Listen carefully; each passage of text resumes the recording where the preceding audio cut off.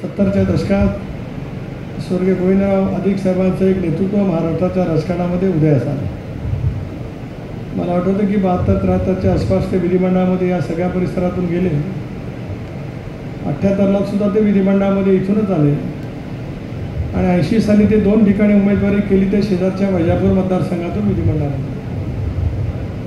मला या गोष्टीची जाणीव त्या वेळेपासूनच आहे, कारण 75ला कॉलेज सोडल्यापासून प्रत्यक्षात राजकारणामध्ये मी आलो नाही. तर वडिलांच्यामुळे अनेक वेळेला मंत्रालयामध्ये जात असताना, अंतुले साहेबांच्याकडे जात असताना या साऱ्या नेते मंडळींची ओळख त्यानिमित्ताने झाली. अधिक साहेबांचं वर्णन करण्यासाठी शब्द अपुरे पडतील.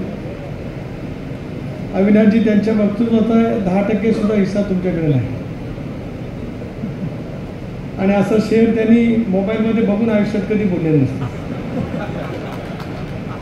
मी बघत होतो हे वरखाली काय करते. 4 वेळीचा शेअर बघायला त्यांना मोबाईलमध्ये बघायला लागलं. अधिक साहेबांची शेरोशारी उर्दूवरती इतकी पकड त्यांची होती. मराठी भाषेवरती तर प्रभुत्व प्रचंड होतंच, पण उर्दूवरचं त्यांचं प्रभुत्व इतकं कमालीचं त्या ठिकाणी होतं की अनेक वेळेला त्यांची शेरोशारी ऐकणं हे सुद्धा खूप महत्त्वाचं एक होतं.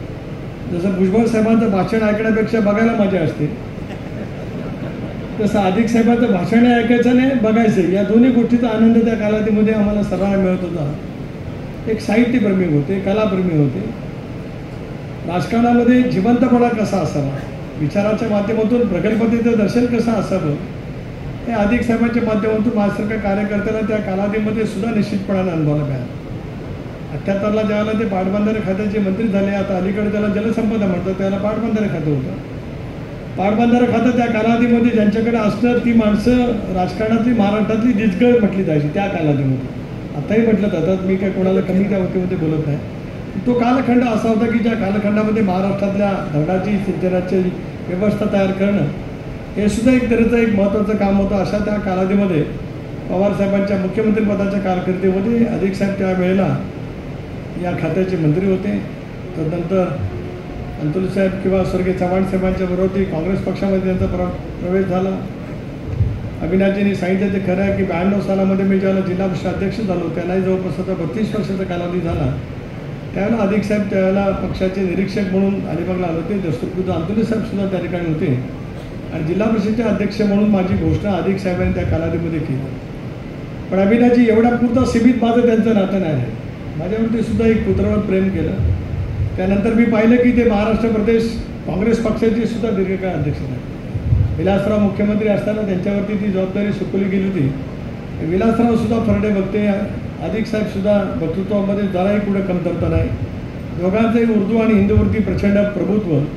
अशा वेळेला त्यांची राजकीय विचारांची जुगलबंदी ऐकणं, जरी आम्ही राष्ट्रवादी काँग्रेस पक्षामध्ये होतो तर या दोघांची भाषणं ऐकणं ही सुद्धा एक तऱ्हेची मैफिलच असायची राजकारणात. आणि अशा या संबंध लोकत्व नेतृत्वाच्या या गावामध्ये आज प्रदेशाध्यक्ष म्हणून या ठिकाणी मला यायला मिळते. माझ्या नशिबी हे लिहिलं होतं म्हणून मला या ठिकाणात येतात. तर एक दुसरा कार्यक्रमाच्या निमित्ताने अविनाशजी तुम्ही सुचवलं होतं आणि महाराष्ट्रव्यापी दौरा करण्याचं अजितदादांच्या जवळ बोलून मी निश्चित केलं होतं. लोकसभेच्या निवडणुकीचे निकाल नुकतेच महाराष्ट्रातल्या आपल्या सर्वांच्या हाती आले आणि मला या ठिकाणच्या राष्ट्रवादी काँग्रेस पक्षाच्या कार्यकर्त्यांचं मनापासून आभार मानायचे आहेत, अभिनंदन करायचं आहे. या सगळ्या पडझडीमध्ये श्रीरामपूर विधानसभा मतदारसंघातून महायुतीच्या उमेदवारांना जवळपास 11,500-12 हजाराचा मताधिक्य तुम्ही मिळवून देण्यामध्ये यशस्वी झालात, ते या ठिकाणी मला आवर्जून सांगायचं. अल्पसंख्याक समाजाचे आमचे अध्यक्ष या ठिकाणी बोलले. या निवडणुकीमध्ये नेमकं काय झालं त्याची फारशी कारण मीमांसा मी या ठिकाणी करणार नाही, पण इतक्या मोठ्या प्रमाणावरती मतदान अल्पसंख्याक समाजाचा असताना सुद्धा अविनाशजी, राष्ट्रवादी काँग्रेस पक्ष म्हणून आपण सर्वजण हे मताधिक्य मिळवून देण्यात यशस्वी झाला. हा समाज तसा माझ्याकडे प्रेम करतो, तसा इथे अधिक साहेबांच्यावरती स्वाभाविकपणाने आपल्या कुटुंबाच्यावरती जो प्रेम करतो, त्या प्रेमाचं प्रतीक म्हणजे या ठिकाणी झालेलं मतदान आहे असं माझ्यासारखा कार्यकर्ता त्यानिमित्ताने मानतो. खरं मगाशी तालुकाध्यक्ष की मतदारसंघाचे अध्यक्ष म्हणाले की 44 वर्षाचा वनवास आहे. 80 सालामध्ये त्या कालावधीमध्ये अधिक साहेब निवडून आले. त्याच्यानंतर या मतदारसंघाचं प्रतिनिधित्व करण्याची संधी त्या कालावधीमध्ये, कारण 80 साली त्यांचं या मतदारसंघातली आमदारकी संपली आणि 80 साली ते शेजारच्या वैजापूर मतदारसंघातून छत्रपती संभाजीनगर जिल्ह्यातून विधानसभेवरती त्यावेळेला गेले. त्याच्यानंतरही कदाचित ते वेगवेगळ्या पदावरती गेले असतील, राज्यसभेमध्ये गेले असतील, पण तरीसुद्धा या मतदारसंघातला कार्यकर्ता 44 वर्ष टिकणं सोपं काम नाही. आम्ही अनेक वेळेला अनुभवाला असतो, कारण मी सुद्धा माझ्या राजकारणाला सुद्धा 40 वर्ष त्या ठिकाणी झाली.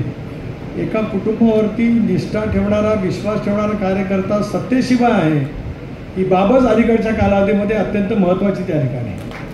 पण अनेक वेळेला सत्ता असल्याच्यानंतर अशुतोषी माणसं जमतात. मी पण अनुभवलं राजकारणामध्ये.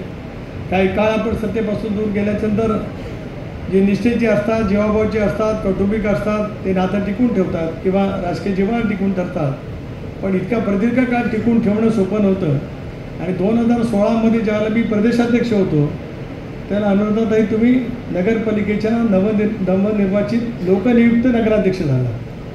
त्याला यश राष्ट्रवादी काँग्रेस पक्षाला मोजकं मिळालं. काही ठिकाणी आपला बहुमत मिळालं पण नगराध्यक्ष आला नाही.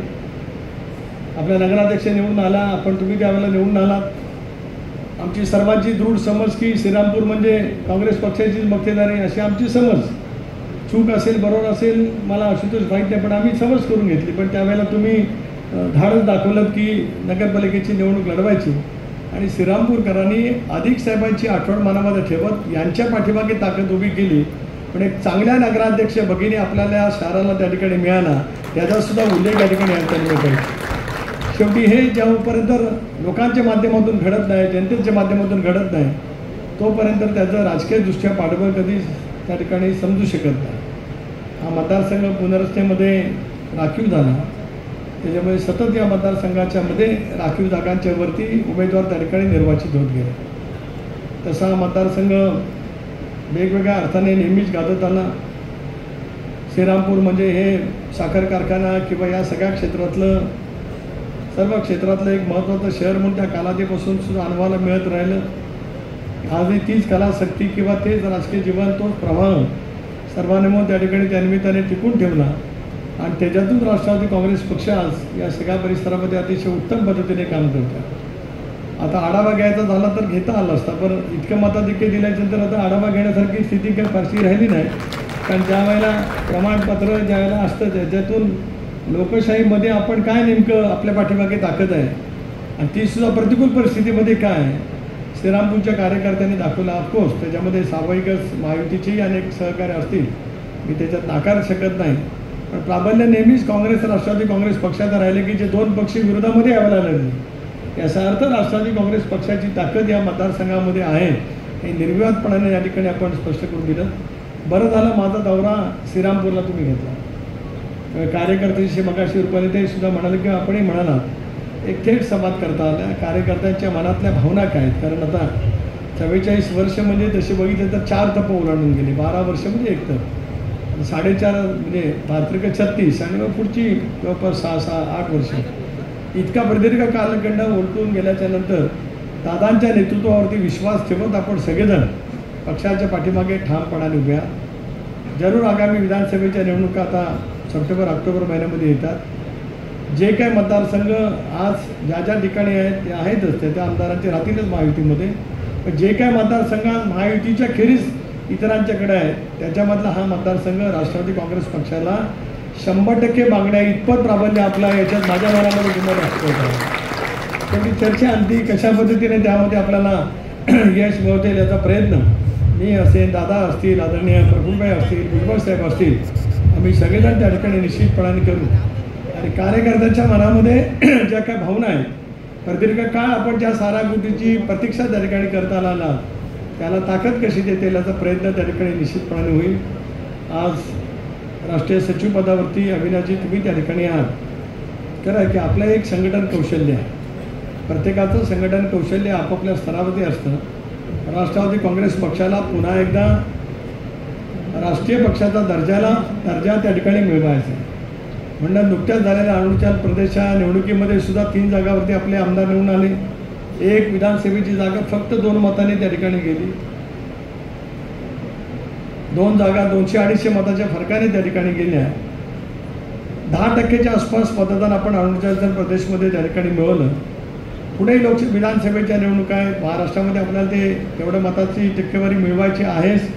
पण त्याचबरोबर इतरही राज्यामध्ये ज्या वेळेला विधानसभेच्या निवडणुका येतील त्याला राष्ट्रवादी काँग्रेस पक्ष इंडियाचा घटक म्हणून त्या राज्यामध्ये सुद्धा निवडणुका लढणार आहे. अशा वेळेला राष्ट्रीय पद्धतीचं संघटन करण्यासाठी दादांच्या प्रभुत्वाच्या नेतृत्वाखाली पक्षाचं संघटनेचं काम जे काही चालू आहे याच्यामध्ये तुमचा सहभाग, तुमचा रोल अधिक महत्त्वाचा कसा राहू शकेल याची खबरदारी सिनियर अधिक साहेबांचा एक जुना कार्यकर्ता म्हणून मी नक्की घेईन, एवढंच या ठिकाणी आमचं काम. बाकीचं जे काय असेल ते इतकं जाहीरपणाने बोलणं काय उचित त्या ठिकाणी होणार नाही. परंतु साऱ्या काही गोष्टी श्रीरामपूरकरांनी लक्षात आणून दिलेल्या आहेत की लोकसभेची निवडणूक संबंध देशाच्या 18व्या लोकसभेची निवडणूक होती. आपण अनुभवलं की संविधानाच्या बद्दलचा एक अपप्रचार देशपातळीवरती मोठ्या प्रमाणावरती झाला आणि त्याच्यामुळे अनुसूचित जाती जमाती या सर्वच वर्गांच्या मध्ये एक शासनकतेचं वातावरण निर्माण झालं. हे निर्माण करण्यामध्ये इंडिया आघाडी यशस्वी झाली. आपल्या राज्यापुरतं सीमित नाही, देशभरामध्ये ते निश्चितपणाने यशस्वी त्या ठिकाणी झाले. आपल्या राज्यामध्ये सुद्धा या गोष्टी खोलवरपणाने कशा रुजू करता येतील याचा पूर्णपणाचा प्रयत्न महाविकास आघाडीने त्या ठिकाणी केला. अल्पसंख्याक समाजाच्या मनामध्ये असुरक्षिततेची भावना निर्माण झाली. आरक्षणाच्या संदर्भामध्ये सुद्धा एक वेगळं वातावरण महाराष्ट्रामध्ये निर्माण झालं. शेतकऱ्यांचा कांदा असेल, सोयाबीन असेल, कापूस असेल, या पठाच्या वतीमध्ये सुद्धा शेतकऱ्यांच्या ज्या अपेक्षा होत्या त्याची पूर्तता करण्याच्या दृष्टीकोनातून सुद्धा त्यांच्या अपेक्षेप्रमाणे त्या ठिकाणी कारवाई झाली नाही. या साऱ्याचा परिणाम लोकसभेच्या निवडणुकीमध्ये महाराष्ट्रामध्ये महायुतीची काही प्रमाणामध्ये पिछाड झाली आणि महाविकास आघाडीला त्या ठिकाणी यश निश्चितपणाने मिळालं. आज आपल्याला राज्याच्या विधानसभेच्या निवडणुकीला सामोरं जायचं आहे. म्हणूनच राष्ट्रवादी काँग्रेस पक्षाने एक ठरवलेलं आहे की वेद विधानसभेचा वेद काय म्हटलं ते लक्ष्य विधानसभा एकच लक्ष विधानसभा क्षेत्र ते सगळं तुम्ही मला भावनिक अधिक साहेबांच्या दृष्टीने केल्यामुळे मी माझं अवस्था दिसतो. असं काय कमान करते आजनामांना गडबड करत असतात तसं काय गडबड नाही करतो. तर ते लक्ष घेऊनच आज आपण महाराष्ट्रामध्ये फिरतो. त्याची सुरुवात आज अहिल्यानगर किंवा नगर या जिल्ह्यातून त्या ठिकाणी केली. एक उत्तम पैसा कार्यकर्त्यांच्यामध्ये प्रतिसाद त्या ठिकाणी आहे. एक निवडणूक काही गोष्टी शिकवत असते. प्रत्येक निवडणूक वेगवेगळं परिमाण घेऊन येत असते. ही यावेळची लोकसभेची निवडणूक एक वेगळं परिमाण घेऊन देशाभरामध्ये आली. आपल्या राज्यामध्ये सुद्धा एक वेगळं नॅरेटिव्ह त्या ठिकाणी सेट करण्यामध्ये आलं. सहानुभूती निर्माण करण्याचा प्रयत्न झाला. महाराष्ट्राच्या राजकारणामध्ये गेल्या दोन वर्षामध्ये जे काही घडामोडी घडल्या त्याच्यातलं एक वातावरण निर्माण करण्याचा प्रयत्न विरोधकांनी केला. त्याच्यामध्ये सुद्धा काही प्रमाणामध्ये त्याला यश मिळालं. मर्यादित असेल पण मिळू शकलं. विधानसभेच्या निवडणुकीला सामोरं जायचं, अजितदादांच्या कणखर नेतृत्वाखाली जायचं आहे. हे खणखणीत नेतृत्व आहे की जे 24 तास लोकांचा विचार करत असतात. सकाळी 7 वाजल्यापासून ते रात्री झोपेपर्यंत लोककल्याणकारी विकासाचा मार्ग अनुसरत ज्या ज्या वेळेला राज्याच्या वेगवेगळ्या पदावरती काम करण्याची संधी मिळाली त्याच्यातून अनेक लक्षणे कामं अजितदादांच्या माध्यमातून त्या ठिकाणी झालेली तुम्हाला मला पाहायला मिळू शकतात. पण सर्वाधिक टीकेचं लक्ष अजितदादांना करण्यामध्ये गेले काही दिवस सुद्धा लोकसभेच्या निवडणुकीच्या नंतर सुद्धा अजितदादांना लक्ष करण्याचा प्रयत्न काही हितशत्रू मंडळींनी त्या ठिकाणी केला, ज्याच्यातून दादांना सोबत घेतल्यामुळे एनडीएचा तोटा झाला इथपर्यंत म्हणण्यापर्यंत काही मजल काही विरोधकांची त्या ठिकाणी केली. विरोधक म्हणजे महायुतीतील नाही. मला निर्विवादपणाने या ठिकाणी सांगायचं आहे आजही या मतदारसंघाच्या मध्ये आपण यश मिळवू शकलो. मला असं वाटतं कोपरगावमध्ये सुद्धा मताधिक्य आशुतोष आहेच. आपल्या मतदारसंघामध्ये सुद्धा महायुतीला मताधिक्य त्या ठिकाणी आहेच. ठीक आहे, काही ठिकाणी झालं असेल. विदर्भामध्ये सुद्धा आपण बघतो पिछाड त्या ठिकाणी झाली. मराठवाड्यामध्ये सुद्धा पिछाड झाली. वेगवेगळी राजकीय कारणं, वेगवेगळे राजकीय संदर्भ, वेगवेगळे राजकीय कंगोरे त्याच्या पाठीमागे निश्चितपणाने आहेत. पण या साऱ्या गोष्टीचा योग्य पद्धतीचा विचार करत दिल्लीमध्ये ज्या वेळेला पंतप्रधान महोदय तिसऱ्यांदा या देशाच्या पंतप्रधान पदाची शपथ घेत होते त्याला 2 दिवस राज्याचे मुख्यमंत्री तिथे होते, उपमुख्यमंत्री देवेंद्रजी होते, अजितदादा होते, मी पण होतो, भुजबळ साहेब होते, प्रफुल्लभाई होते.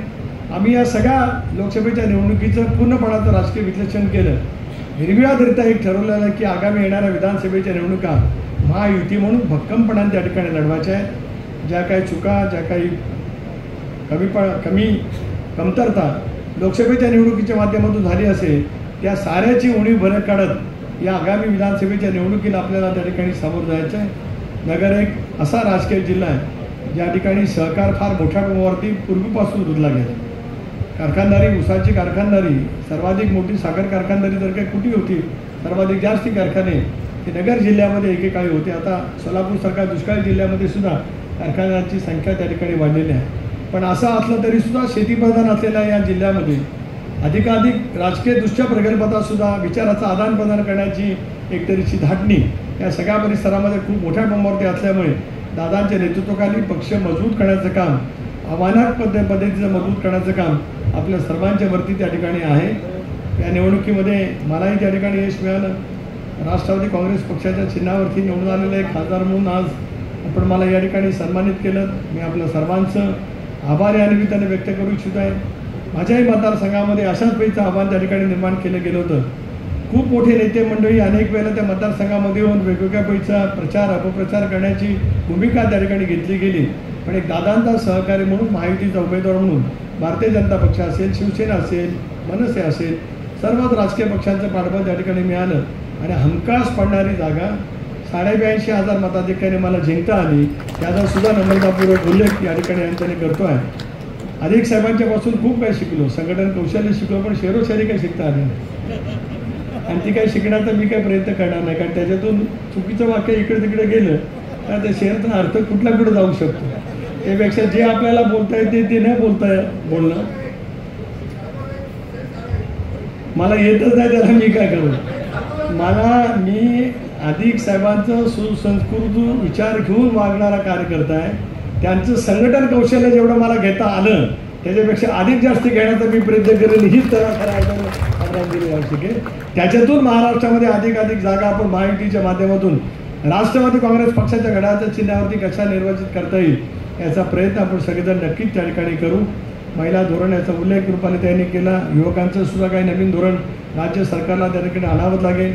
शेतकऱ्यांच्या मनामध्ये असलेल्या भावनांचं निराकरण करण्याची जबाबदारी ही देशामध्ये मोदी साहेबांच्या नेतृत्वाखालच्या एनडीएच्या सरकारला घ्यावी लागेल. राज्यामध्ये सुद्धा एकनाथरावजी असतील, देवेंद्रजी असतील, दादा असतील, या सर्वांनाच आगामी येणाऱ्या बजेटमध्ये या साऱ्या गोष्टीचं प्रतिबिंब कसं उमटा होईल याचा प्रयत्न नक्कीच त्या ठिकाणी करावा लागेल. मी म्हटलं की मगाशीच एक निवडणूक म्हणजे सारं परिमाण होऊ शकत नाही. विधानसभेमध्ये सुद्धा एक वेगळं वातावरण आपल्याला निश्चितपणे निर्माण करता येईल. असा राष्ट्रवादी काँग्रेस पक्षाचे कार्यकर्ते म्हणून आपण प्रयत्न करूया. 24 तास राबणाऱ्या दादांना लोकसभेमध्ये जरी पाठबळ मिळालं नसेल तर त्यांच्या प्रती लोकांच्या मनातली वेगळी सहानुभूती निर्माण करण्याचा प्रयत्न राष्ट्रवादी काँग्रेस पक्ष म्हणून आपण निश्चितपणे करू आणि निश्चितच अशा जागा जिंकू की महायुतीमध्ये राष्ट्रवादी काँग्रेस पक्ष एक प्रभावीपणाचा पक्ष म्हणून निश्चितपणाने 2024 सालामध्ये यश मिळवेल. त्याच्यामध्ये श्रीरामपूरचं यश कसं मिळवायचं ही जबाबदारी आपण सगळेजण सामुदायिकरित्या या ठिकाणी घेऊया. एवढंच आजच्या प्रसंगी या ठिकाणी सांगतो. आपल्या सर्वांचा आभार.